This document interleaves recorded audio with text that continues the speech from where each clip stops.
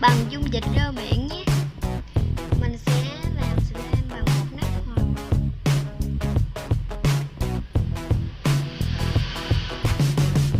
Đây một nắp nha.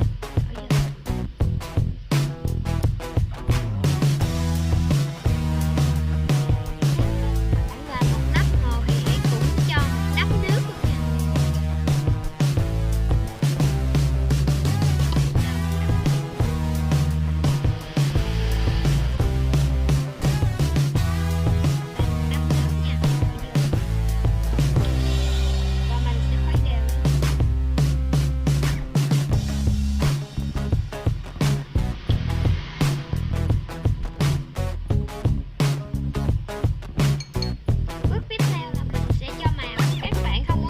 Thì các bạn sẽ khỏi cho nhé. Mình sẽ làm màu tím. Đó, màu tím rất là đẹp.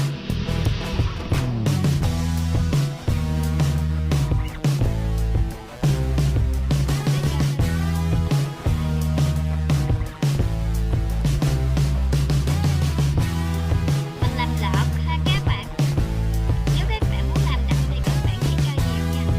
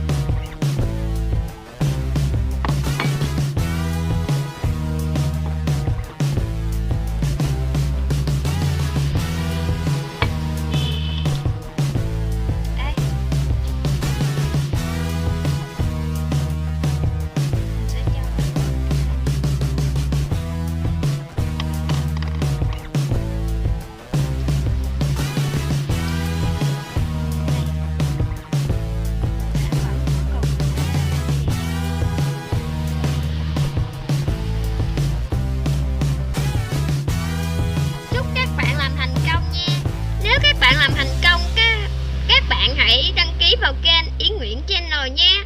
Và bây giờ video của mình đã kết thúc. Bye bye.